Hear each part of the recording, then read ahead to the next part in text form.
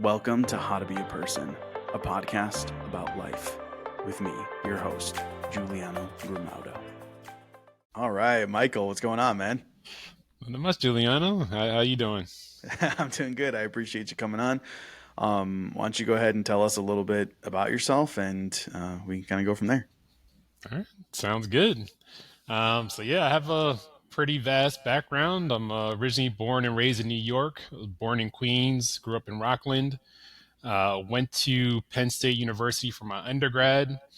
After I graduated from Penn State, I moved to Delaware. I worked for J.P. Morgan in the financial services industry. Left J.P. Morgan and moved to Pittsburgh, Pennsylvania. Went to get my MBA at Carnegie Mellon University. After obtaining my MBA, moved to Houston, Texas, worked for Chevron in procurement and supply chain roles. Then I made the switch from Chevron to Amazon. So moved to Seattle, Washington, worked for Amazon in program management and vendor management. Left Seattle and moved to the Bay Area of California, worked for Walmart on the e-commerce side, doing program management. And now I work fully remote for a startup in cybersecurity called Netscope. I'm based in Austin, Texas. So now I'm in cybersecurity. So I went from financial services, oil and gas, tech, retail, cybersecurity. And as of last year, I'm also a published author. I wrote a book Wow. called The Power of Networking, and now I'm starting my journey as a motivational speaker. So lived a few places, worked a few different companies, industries, some of the biggest companies in the world. Yeah. But it's all culminated to where I am today. Yeah. Holy cow. Yeah, you've lived kind of everywhere in the country, huh? East Coast, West Coast, in the middle. Yeah, pretty much. Yeah, that's awesome. So for me myself, I grew up in Chicago and I lived in California for a little while. I lived in Florida, back in California, or back in Chicago, and then now my wife and I live in Arizona. And it's so funny because there's a lot of people, back home who just like never have moved out of state. They've never lived anywhere else, and it's actually a really interesting experience when you move away from where you grew up. And I feel like you have realizations that you would not have otherwise about like relationships and also just things like with life in general. So I'm just curious, obviously there's way more to get into, but I'm curious just based on the fact that you've lived all over the country, like any insights you have to share. Yeah, I would say absolutely. One, you just get a different perspective on just life in general. So I love New York. I'm not knocking New York at all. But when I moved to Seattle in California and I'm surrounded by national parks and hiking, and Hmm. that's not a thing that my friends and family did when we were in New York. New York Hmm. is buildings, it's skyscrapers. So now I have an appreciation for nature, and I'll go Yes. camping with my wife, and I'll go on hiking trails, and I'll go skiing, snowboarding, and I'll do a lot more outdoor activities because I've experienced other places, and that has kind of opened up my hobbies, my interests, and then I'd also say it's built up my resiliency. Hmm. So in the working world, things don't always go as planned. Sometimes you may be working on a project. That project may deviate. Maybe they'll end the project. Maybe they'll focus on a different area. You know, the way that I'm able to navigate and move to so many different places. Like my first time in Delaware was when I was interviewing for J.P. Morgan. Hmm. My first time in Houston was when I received the job offer. Hmm. My first time in Seattle was for my interview. So these are places I'd never been before. And Wow. now I'm moving across the country away from all my family and friends on the East Coast to Seattle, to California by myself. Yeah. Not only do I have to acclimate and get used to a new job and a culture, I have to get used to a brand new city and get a whole new support system. And the fact that I've been able to do it so much, I Yeah. think is just giving me a skill set. One, like I said, I wrote a book on networking. So, Yeah. my ability to build a new network wherever I Mm. go. Two, my ability to maintain my network because it's not easy living in California and half of my friends are in New York and Philly. So, Yeah. you have to put in the effort to make sure you're keeping in touch with people, especially when they're like completely different time zones. Yeah.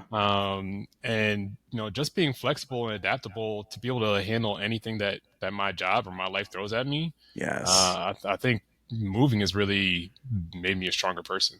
Yeah, totally. It's funny because I think for most people, they're not like you don't think of like moving as something that someone like should do, right? It's just like I think a lot of people just move because they have to, right? Like actually in your scenario, right? You moved because you got hired, and so in your scenario, you did it because you have to. But even like now that you've done it, even though you did it because you had to, like don't you feel like someone should it should be on their list to like move to like a couple different places?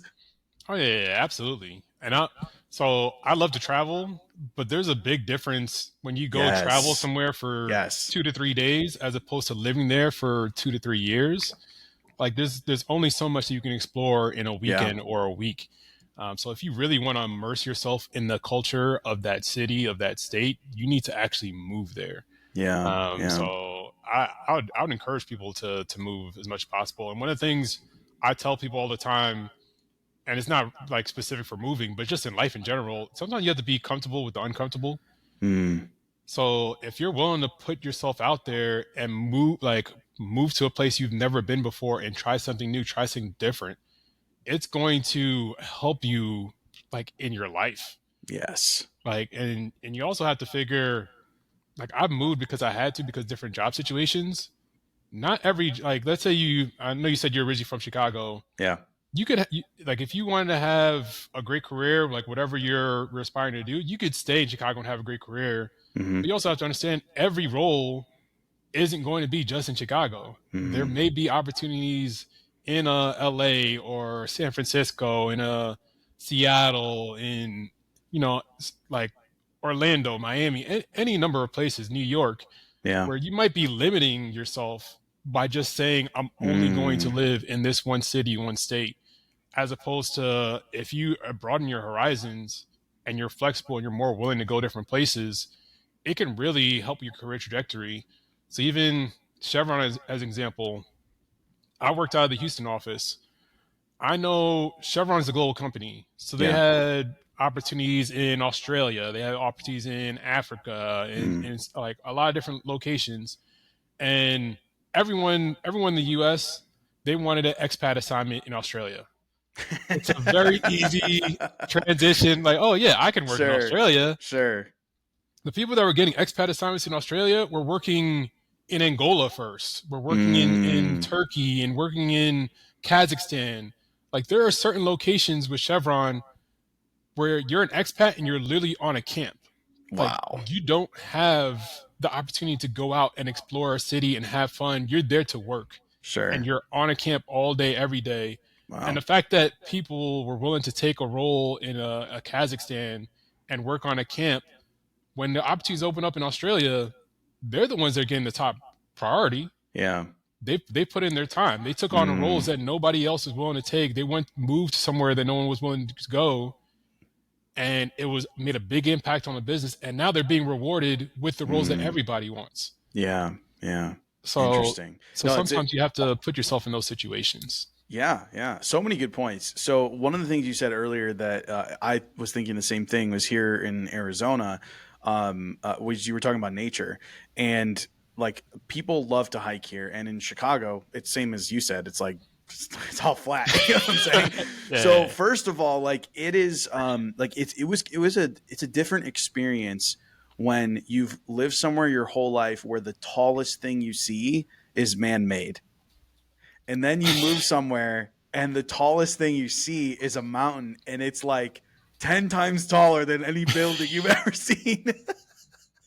And you're like, Absolutely. oh my gosh, it's crazy. And you could travel, right? Obviously someone could just travel and do that, but there really is a difference, like visiting a place that has mountains and like living in the shadow of a mountain like every day.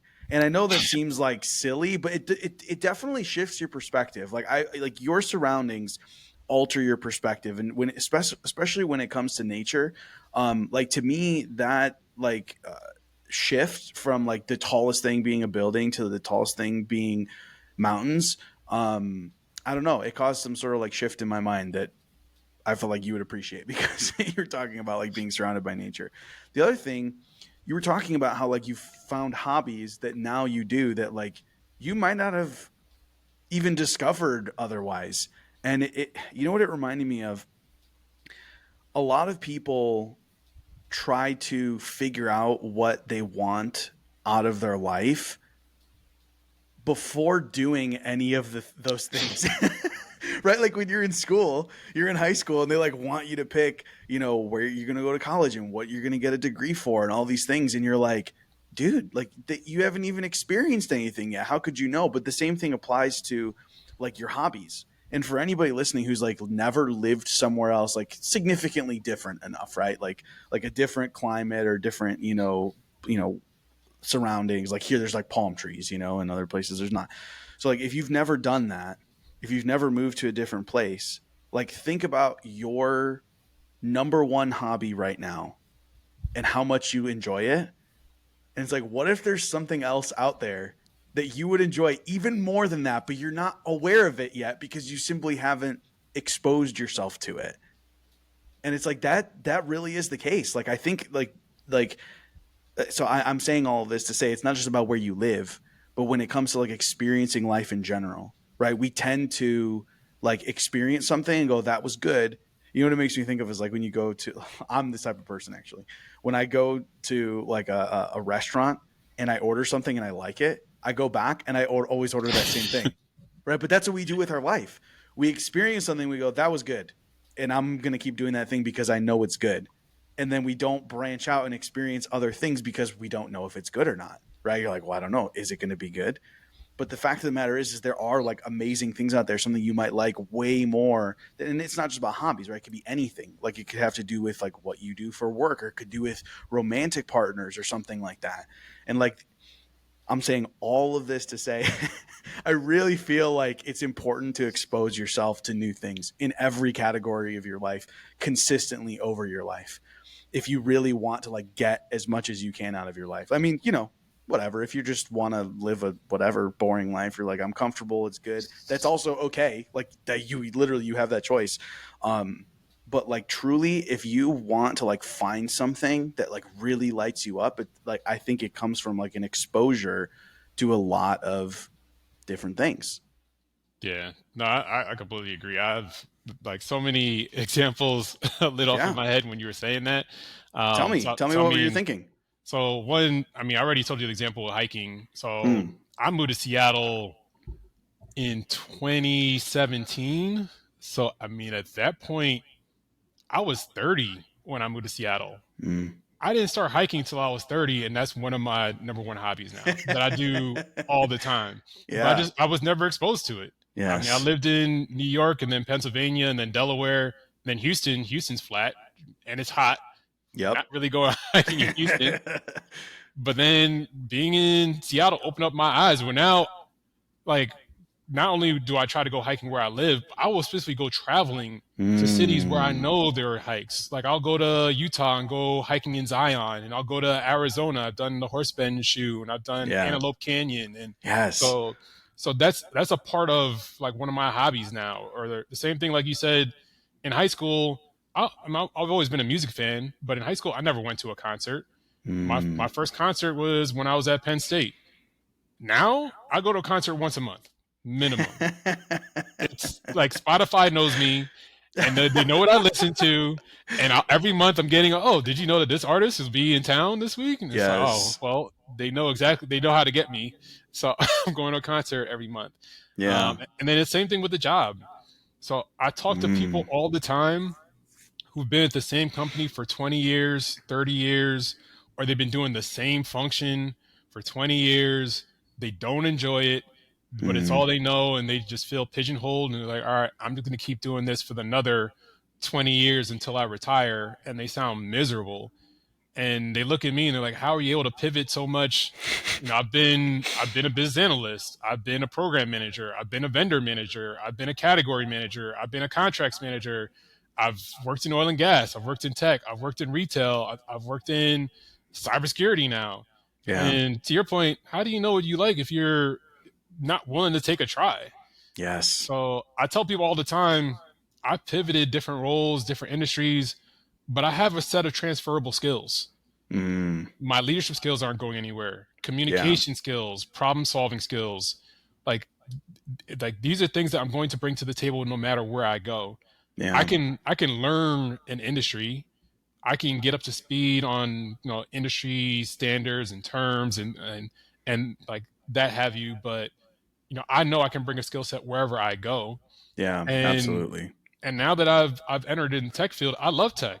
I don't see myself working anywhere outside of tech. And right now, I love cybersecurity. I wouldn't have been able to tell you 10, 15 years ago that I'd be in cybersecurity. Yeah. When I started with JP Morgan, my assumption was, all right, I'll be in finance the rest of my life. Maybe I'll go from JP Morgan to Morgan Stanley to to Chase or like to any Yeah. of these other companies, but I'm going to stay in this financial services bubble. Like the fact that I've been able to go across 5 different industries and multiple roles and like I've tried new things and I've realized like I love finance. Yeah. I'm happy that I started my career there and I have that background and I was able to get those analytical skills. But that's not what I wanted to do for the rest of my life. Hmm. And if I would have stayed there and kept working and I probably could have done it for another 30 years. Would I be happy? Probably not. Mm, But the fact that I tried new things and figured out what really made me happy, the fact that I went back to graduate school to take more classes and speak with other individuals and figure out, all right, what's the career path I really want to take? Where do I really want to mm, concentrate? Where do I want to have my efforts? Now it's made me live a happier life where I'm able to really find the roles that I enjoy, that I can see myself working for another 10, 20 years. yeah. So to your point, you have to put yourself out there, put yourself outside your comfort zone. Otherwise, you just won't know. Yeah, yeah. I mean, yeah, I feel like there's so many like things to compare it to. Like if you think about like your favorite food, like just whatever your favorite food is, it's like, well, what if you just had never tried that food because you were like, no, I'm good with waffles. You know what I mean? And then you just like never tried whatever that favorite food was, and it's like that's literally life. Like to me, that's like the whole point. Like the whole point of life is to experience it. So like go experience stuff. Like you never know like what you could potentially be missing out on. And to me, like missing out on something amazing is like worse. It's worse than just being like, okay, yeah, my life's fine. You know what I mean? Like to me, it's worse to think like, oh man, I missed out on something. So something you talked before about when you were talking about moving was resiliency, and what it made me think about was when I was a kid. Okay, so my parents got divorced when I was like 10 or 11 years old, and after that, it was like we moved like probably it had to be like a handful of times before I was an adult. And then I also moved a few times myself, right? But when I was a kid, we didn't move out of state, but we definitely moved to like very different like cities, right? Like it wasn't like I was close by any of my other friends. Like I was definitely starting over. We're talking like, at least 45 minutes away from each other each time I moved. And so and when you're a kid, 45 minutes away is very far, right? Because you don't have a car. Like you're gone. Like 45 minutes is you're gone. You're not in these people's lives anymore. And it's funny how people can go through like the same experience and maybe come out it a little bit differently. Like I know my sister, she has like I don't know, right? I can't claim to know, but like in my conversations with her, I feel like that did the opposite with her that it did with me. So for her, she started working at Starbucks when she was in high school, and she is in her mid 30s, like I am, and that's the only place she's ever worked. Like she started working at Starbucks, and she's a manager now, of course, but like she never left. And it's so funny because to me, I can't even remember all of the jobs I've had. Like I've tried so many different jobs, and also she still she did. What's funny? She did move to Florida one time, but she's back in Chicago, and so like she's lived in Illinois her whole life. Anyway, people will do different things with it, but for me, I feel like moving to different places when I was a kid, it did exactly what you talked about with this resiliency, where you go from one school where like everybody knows you to a new school, nobody knows you there. Right. And you're like, okay, cool. So I got to like make friends here, I guess. Right. And then we moved again. It was like a year and a half after that. We moved to a new place. And I was like, okay, new school. Nobody knows me. I guess I got to make friends here now, you know? And when I think about like having moved across the country, it was a very similar experience where you move to a new place and you're like, okay, maybe I know one or two people here. And that's like kind of the draw, right? Like, oh, I know this person lives there, but like nobody else I know. Okay, I got to build new relationships here. And then same thing to when I moved to Florida. And then now same thing when we moved to Arizona. And it's funny because I tend to be the type of person to like take risks. Okay.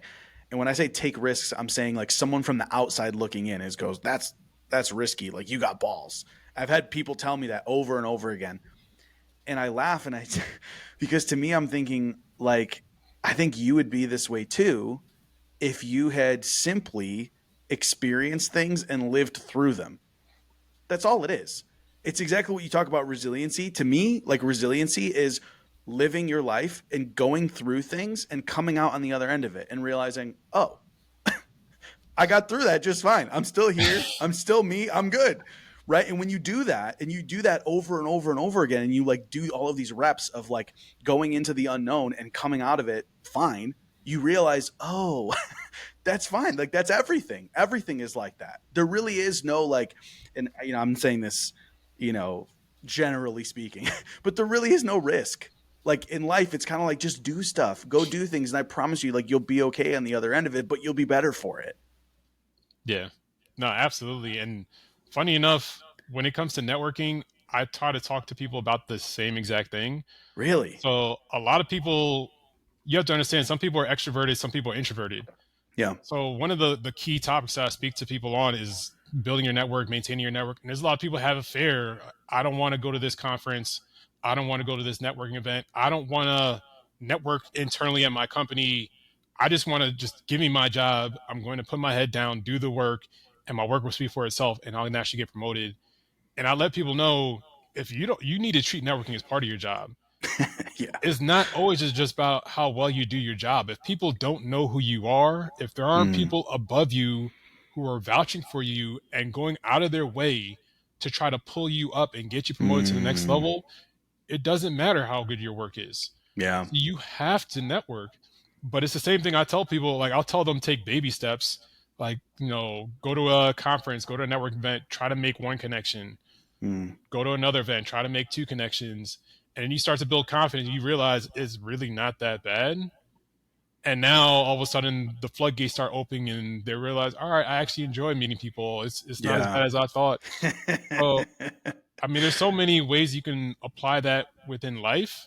Yeah. But like you said, if you're not even willing to take the chance to try something new and put Yeah. yourself out there, you're just going to limit yourself. Yeah. Well, Uh, I love what you said though, because I think there, see, it's tough, and I can't claim to know everything, right? Like obviously nobody does, but I eh, just feel like when you like someone who just goes, well, I just want to do my job, and like you know, I'll do a good job, and that'll be enough, and it's like, do you, like that's to me that's just like a fairy tale, like of just trying to like, well, I just wish that life would go the way I want it to go, and that's it. And you're just like, dude, like not only is that not how life works, like you're missing out on like the joy of life. Like I do agree about like introversion, extroversion. I don't know if I feel that like people just fit into like a box of introversion or extroversion. And I say that from my own experience of kind of like fluidly going between the two. Like as you can tell, I can be very talkative, but there's also situations where I don't want to be involved and I just like would rather stand against the wall and watch everybody than like be a part of the conversation. And so having that experience to me, I go, okay, I wonder if that's everybody, right? But maybe they just tend to lean more towards one direction most of the time, maybe because of their perspective on the situation, because of like exactly what you just said, where you're like they start doing it and they go, actually, I kind of like talking to people. Actually, it's not that bad. You know what I mean? Like this is kind of good. And so I do feel like if you ignore like the people part of life, then like you will be ignored because that's the whole point of life, right? Like I'm sitting here talking, I keep bringing up random things like that's the point of life. But it's true. It feels like that's part of it, is like having relationships with people. And I think sometimes like we live in this. I was just talking to somebody about this recently, that you could live your entire, not maybe not your entire life, but let's say like a year. You could go an entire year without ever actually talking to someone in person if you wanted to now, because you could work remotely, you could, DoorDash your food, you could, Instacart your groceries, and like whatever, you know what I mean? Like you could literally never interact with another person, which is kind of nuts. But what I'm saying is that like I think that has like affected the way that people view other people, because when you're exposed, like when you're around other people and you like truly like take an interest and like have deep conversations with people, you crave it. You start to be like, man, I like this. And it's kind of like, well, yeah, that's being a human, right? Like it's interacting with other human beings. But because of technology, which I love technology, obviously, but because of technology, it's almost like people can like separate themselves from that experience, and just like you said in those scenarios where it's like, well, I just want to do my job and do this and get my paycheck and get promoted, and you're like, bro, like you're missing out on like this giant chunk of what life is, and like even it just advancing your career, like you said, like doing things, it's like, yeah, relationships, man. Like if you this is right, like if you ask someone like, would you want to work with your best friend, like what if your best friend was your boss, what do you think they would do? It's like, oh man, they'd give me a promotion, they'd help me make more money, they would give me all the opportunities. You're like, yeah, no shit, that's what we're talking about. Go make friends with people. It's like the lube of life, right? Go like make friends with everybody, and like things just become so much easier. It's like a slide going wherever you want to go. Yeah, no, I completely agree. You brought up a couple of things that I want to highlight. So one, if you build the right connection with people, you don't know what doors may open. Because I know you brought the point with the best friend, and like, so my job today, like so many people ask me how I got my foot in the door with cybersecurity. Mm. When I used to work at Amazon, I worked for a manager in Amazon Web Services, and we kept in touch over the years. I never thought about working in that scope. I never thought about cybersecurity. One day I was working at Walmart, and he reached out to me because we just keep in touch. We're friends. Yeah. And he said, hey, actually, I'm just letting you know, I made the jump over to Netscope and I have an open role and I think you'd be a perfect fit. Would you be interested? So, I was able to make the jump into cybersecurity, and everyone's asking me like, how are you able to do that? You don't have a background in cybersecurity. You don't have a background in computer science. You don't have, it was like, yeah, but I have a network. I have the right friends. Yep. And it opened up an opportunity for me to get a Yep. fully remote role and work anywhere I want in the country and be able to work at this great company that's in the process of trying to get to the IPO phase, which I've never been a part of a company that's trying to get IPO. Yeah, that's So, exciting. so it's opening up a whole new experience for me, but it's because I built the network. Like it did, like people, a lot of people are trying so hard to get like the technical skills to get in certain roles. And like I said, Mm. it's not always what you know, it's who you know. If you know the right people, they're So going to get your true. foot in the doors. I've interviewed for roles before that weren't even published. Yeah. Like I knew about the role before it was published because people in my network told me about it. And I Mm. interviewed with the manager and the skip level manager and the director. And the day that it was published, they already offered it to me. They already knew I was getting the role. They just Wow. had to publish it for HR or legal reasons. Yeah, exactly. But I already had the job. Yeah. So Wow. so that's one of the parts of when it comes to like building out your network, building out friendships. And Yeah. then the second piece that you brought up, which I love, technology is fantastic. I have a network across the country. I have a network globally. I can't physically see everybody face to face as much as I would like to. Hmm. So I'm leveraging Zoom. I'm leveraging Google Meets. I'm picking up my phone. I'm calling people. I'm texting people. I'm using Yeah. FaceTime. I'm using for work. I'm using Slack. So there's a lot. I leverage social media. Instagram, LinkedIn, Facebook. There's so many ways you can keep in touch with people. So I love technology. I recommend everyone leverage it so you can, keep in touch with people and make new Yeah. connections. But even with that, I'm still trying to find opportunities to meet with people face to face. Mm. So my role is fully remote. Our headquarters are in the Bay Area. I travel to the Bay Area like once a quarter. Mm. That's not required for my job. but in my opinion, nothing replaces that face-to-face interaction. Totally. So Totally. when I do plan a trip to the Bay, I'm letting people know that I work with that either live in the Bay or don't live in the Bay. I'll say, hey, I'm going to be in the office from May 4th through the 9th. You know, if you're available, I'd love to meet with you. You know, and the whole time I'm in the Bay for work for a week, I'm setting up breakfast meetings, coffee chats, lunch meetings, happy hours, dinners. Yeah. Like, yes, I have meetings in the office where I'm getting work done, but I have those separate meetings, whether it's over a meal or over coffee, where I'm getting to know people and building relationships. Yeah. Even there's some people that work in my company, Netscope, that are based in Austin. Like I said, it's fully remote, so you could live anywhere. There's probably a Yeah. good 5 to 10 people that live in Austin. Mm. I've set up events here in Austin Yeah. where I've figured out who actually lives here and like, hey, let's meet at this place after work and let's build relationships. That's not something I have to do, Yeah. but it's a way, like, instead of me just talking to people on Zoom and on Slack all the time, now I can actually meet them face to face and build relationships with them. Um, so to your point, I love technology. I recommend it to everybody. Leverage technology as much as possible. It's a great way to keep in touch with people. It's a great way to meet people, Mm. but whenever possible, find those ways to meet with people face to face. I go to conferences every year. I join different organizations. I'm constantly finding opportunities. So I'm not just Yeah. sitting in my house working 9 to 5 and then shutting down and just sitting in my house for the rest of the day. I, I'm finding opportunities to continue to meet people and to build relationships with the people I've already met. So I think that's very important. Yeah, totally. I would love for you to kind of talk a little bit more about that, like maintaining relationships. And I say this because I am really good at like connecting with people, like initially. I'm like super, super good at that.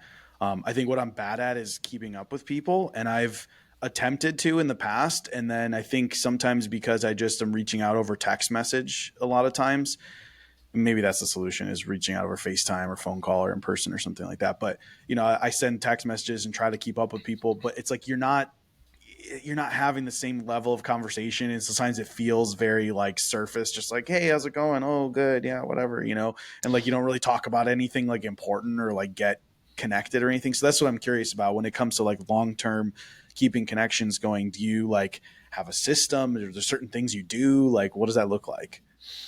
Yeah, I'd say number one, I try to tell people make sure you have a regular cadence, and everyone can be different. There's some people in my network that I speak to every week. There's some people every month, every quarter.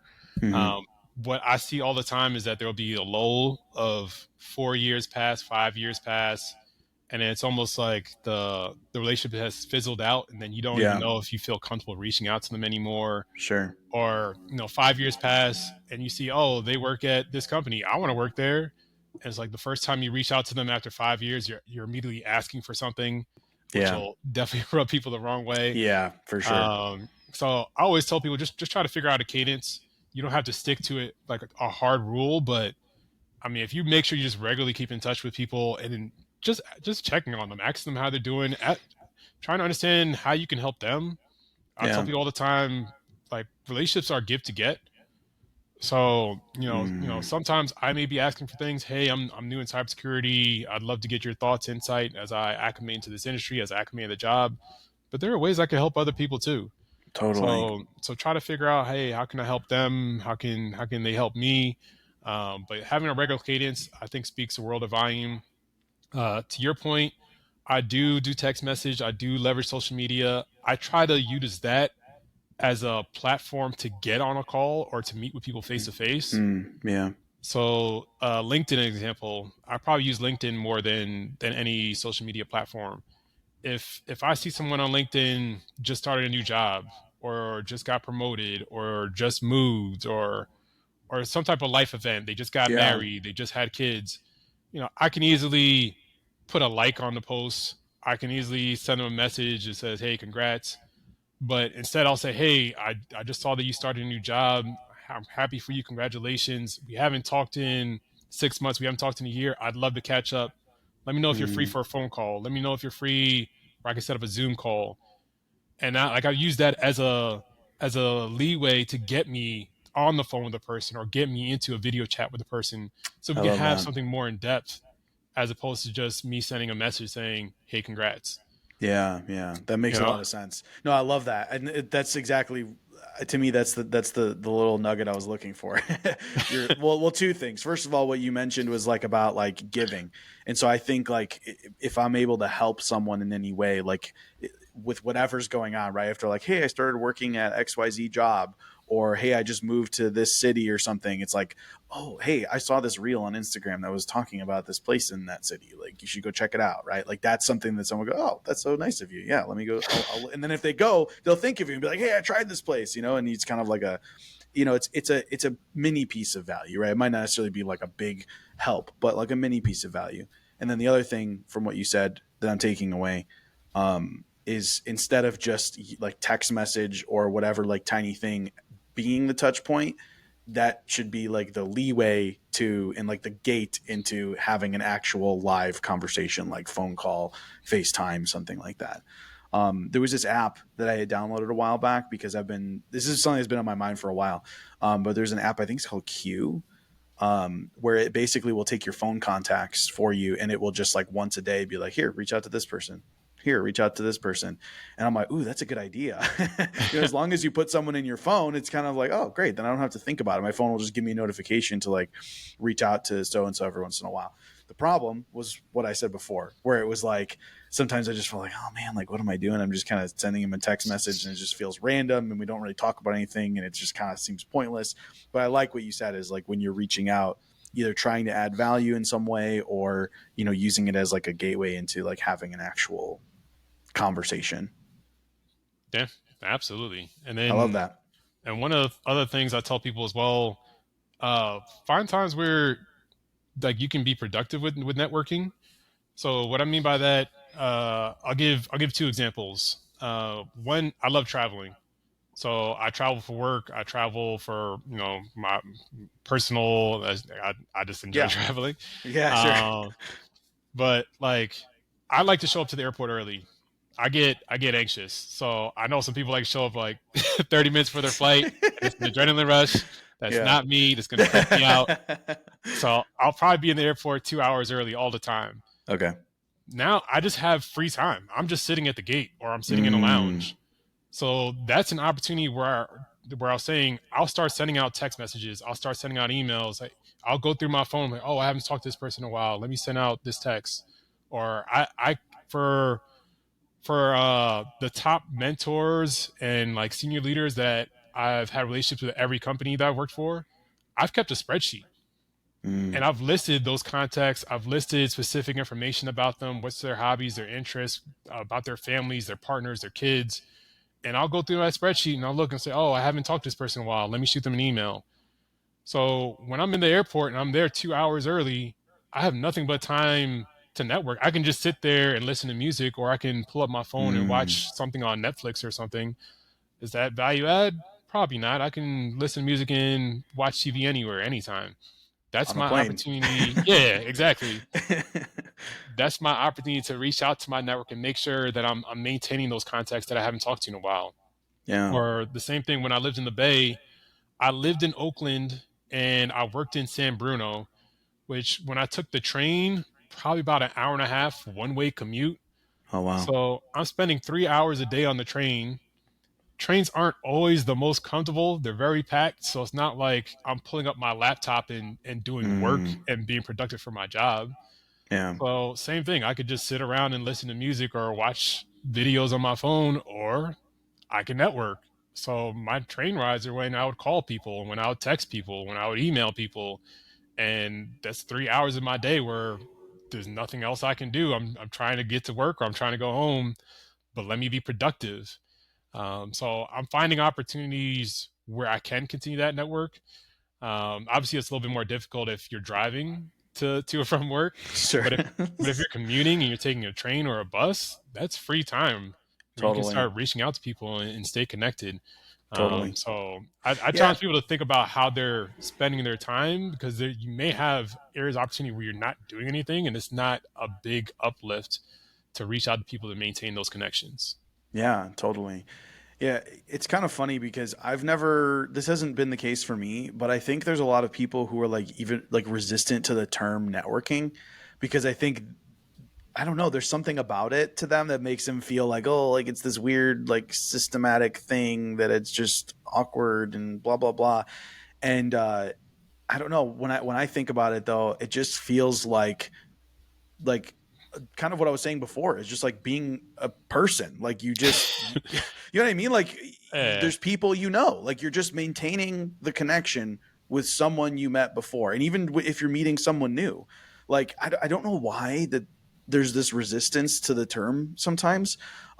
Because when you're like, oh, this is a perfect opportunity to network. Like I picture someone going, ugh, right? Like, oh, perfect opportunity to network. But then you go on to describe what you're doing, and you're just like, oh yeah, I'm like reaching out to this person I worked with before and just seeing what they're up to. And I remember their kid's name is so and so, so I'm asking about it. It's like, oh, that's just like a normal human being thing to do. That's not like different, right? It's just like you have to make it a priority, like what you're doing, and like when you prioritize it, then it's like, oh, well, this is networking. No, but I love it, man. I love it. So tell me, obviously, I'm sure a lot of what you shared is in your book as well. But I know you said you wrote a book. Tell me about it. Tell my listeners about it. yeah, absolutely. So yeah, my book is called "The Power of Networking." It's available on all platforms. So I have the paperbacks on Amazon, the audiobooks on Spotify. It's on Audible. The ebook is on Kindle. It's on Barnes and Nobles. So whatever platform you're looking for, it's available. The heart and core of the book is around obviously how to build your network, how to maintain your network, how it impacts your professional career, but also how it impacts your personal life. Okay. So I know I've told you I've lived a lot of different places. If it wasn't for my network, I don't know if I would have been able to thrive and move to so many Sure. places and be able to live so far from family and friends, build a brand new group. So I mean, having my network's been very tremendous in my life, and it's Yeah. opened up the doors for opportunities that I just wouldn't have been exposed to. So I own two properties. They're investment properties that I ran out. Yeah. If I didn't have people in my network that exposed me to these opportunities to buy Mm, properties, I probably wouldn't be a homeowner. yeah. I have a house in Philly. I've never lived in Philly. I've never even seen the house. One of my friends that I went to Penn State with, he told me that the market in Philly was going great and he thought it was a great opportunity. He showed me pictures online. I said, Yeah. okay, let's go. And I bought a house in Philly. Yeah. If I didn't have my network, that just wouldn't have been an opportunity. Same Yeah. thing. I live in Austin now. At the time, I was in a long distance relationship with my wife. At the time, she was my girlfriend. So I was living in Hmm. Seattle. She was in Austin. She had connections in Austin. She told me I should invest in Austin. You know what happens after I invest in Austin? COVID hits. Do you know how many Mm. people moved to Austin over Wow. the last 4 or 5 years? Yeah. Wow. So the market has just grown tremendously, and that's because I built out my network and they presented me with opportunities. I've My network Yeah. is presenting me opportunities to invest in startups at convertible notes, where it's not like there's a website where you can just say, "Oh, I want to invest Yeah. in this startup." Like Yeah. if you don't know the right people, you just don't know about these opportunities to invest in startups. So I talk about building and maintaining your relationships for both your professional career as well as your personal life. Mm. I talk about interview prep. I've done hundreds of interviews for different companies trying to find candidates. I've been on both sides of the table. Obviously, I've Mm. interviewed to get jobs at companies. I've done interviewing. So, I give tips on how to differentiate yourself as an interviewee, how to differentiate yourself at career conferences and networking events. Mm. Talk about how to excel in your role, your job, how to move up, how to advance your career, get that promotion, how to transition from individual contributor to a people manager. Because I started my career as an individual contributor, and now I'm a people manager. I've talked about how to deal with and navigate workplace challenges. So there's a lot of tips and guidance throughout the book. The heart and core of it is around building and maintaining your network. Yeah. But I also give just a lot of guidance on how to be successful in your career and just to be happy and fulfilled in your personal life as well. I love that. To me, I feel like in life, it's super important to take responsibility for the results you get and not play a victim. And I feel like what you've been talking about when it comes to networking, I feel like it has such a huge impact, or let's say it can have such a huge impact on every area of your life, right? Like from your career to your like financial situation, which is slightly different, right? Like what you were talking about, investment opportunities, things like that, to romantic relationships, to all the things we talked about before, even with moving, right? With like hobbies and things, like it really can make a difference in your life. And so I, I'm all for anything that is like, how can I take more responsibility for the experience that I have in life? And I feel like what you described is exactly that. So I love it.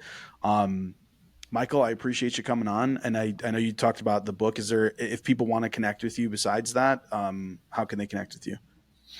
Yeah, so I have my own website, Michael V. Morgan, V is in Victor. So if you go on michaelvmorgan.com, I have a contact me form. Feel free to reach out to me. I'd love to connect with everybody. I'm on LinkedIn. If you search Michael Morgan PMP, I have my PMP certification, so I'm easy to find if you add the PMP at the end of my name. I'm on Instagram, michael.v.morgan. So feel free to connect me on different channels. I'm here to help. I genuinely enjoy helping people. I want to see everybody succeed. We can all win. Like I think sometimes people think this is a dog race and dog eat dog, and I have to compete with you. And it's like, hey, we can help each other. We don't Yeah. have to fight over slices of the pie. We can expand the size of the pie. We can Yeah. all eat. I love that. So, I mean, if there's any way I can help any of your listeners, I hope they reach out to me, and I'm here to assist any way that I can. And then the last thing I'd like to leave the audience with, just know everyone's journey is different.